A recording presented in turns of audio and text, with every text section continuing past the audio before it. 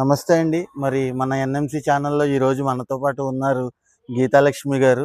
మరి ఈరోజు గీతా జయంతి కాబట్టి మరి వారి మాటల్లో గీత అనేది గీత అంటే భగవద్గీత. ఆ గీత అసలు ఏ విధంగా వచ్చిందో వారి మాటల్లో తెలుసుకుందాం. మరి ఈరోజు గీతా దినోత్సవం శుభాకాంక్షలు కూడా తెలియజేద్దాం. మేడం, ముందుగా నమస్కారం. అలాగే గీతా జయంతి దినోత్సవం శుభాకాంక్షలు తెలియజేస్తున్నాం మా ఎన్ఎంసి ఛానల్ తరఫున. మరి భగవద్గీత గురించి అసలు ఈ రోజు గీతా దినోత్సవం అనేది ఎందుకు వచ్చిందో మీ మాటల్లో తెలియజేస్తాను కోరుతున్నాం. తప్పకుండానండి. ఎన్ఎంసి ఛానల్ వారికి హృదయపూర్వకంగా ఆత్మవందనాలండి. మన గురువు గారైన బ్రహ్మశ్రీ పితామహకి హృదయపూర్వకంగా ఆత్మవందనాలు. ఈరోజు భగవద్గీత పుట్టినరోజు అండి.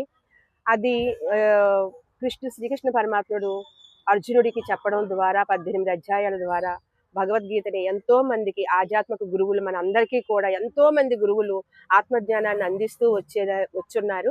అలాగే ఈ భగవద్గీత ప్రతి ఇంట్లో ఉండాలని మనస్ఫూర్తిగా హృదయపూర్వకంగా కోరుకుంటున్నానండి. ఎంతో జ్ఞానం ఉన్న పుస్తకం ఇది.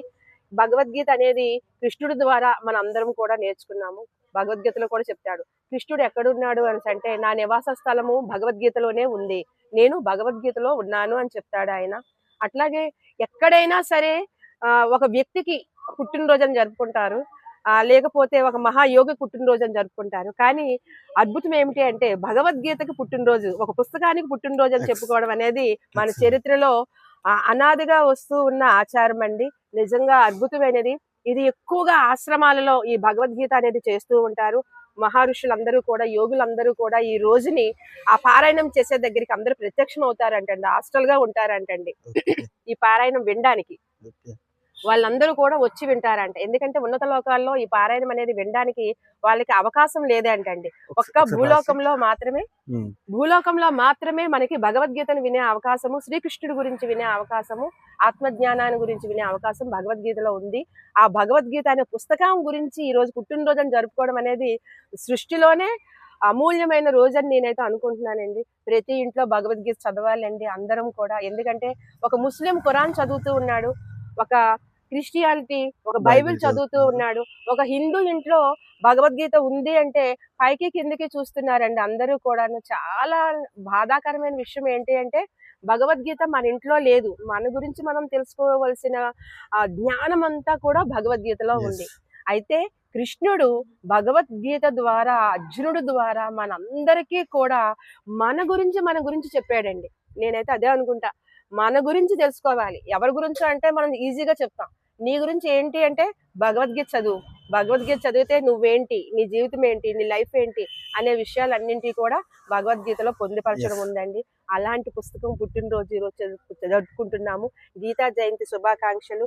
ఎంతో మంది యోగులు ఈ భగవద్గీతని తెలుగులోనికి మలయాళ స్వాముల వారు, అలాగే మనకి తూర్పు గోదావరి జిల్లా, వెస్ట్ గోదావరి జిల్లా అంతా కూడాను ప్రచారం చేసిన ఆయన పేరు విద్యా ప్రకాశానందగిరి స్వాముల వారు.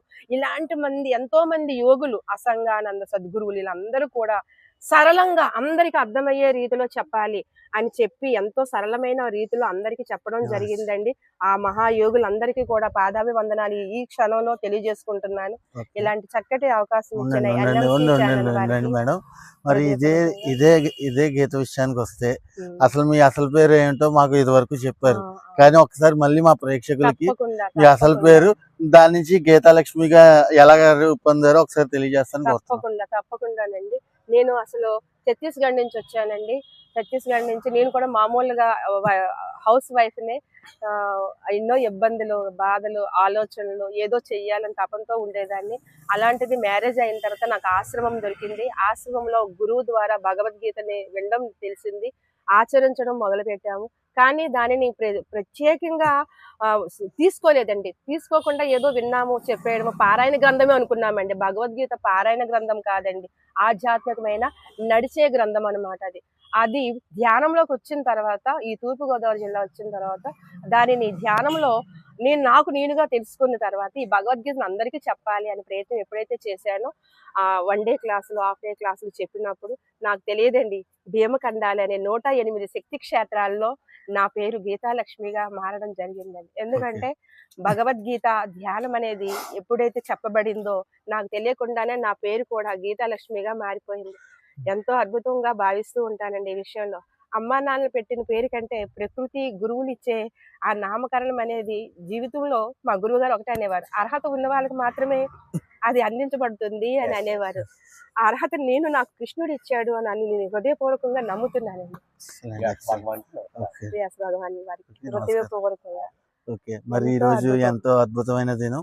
మన ఎన్ఎంసి ఛానల్ కూడా ఎంతో అద్భుతమైన సేవకి మరి ఇలాంటి మాస్టర్స్‌కి అవకాశం ఇస్తుంది.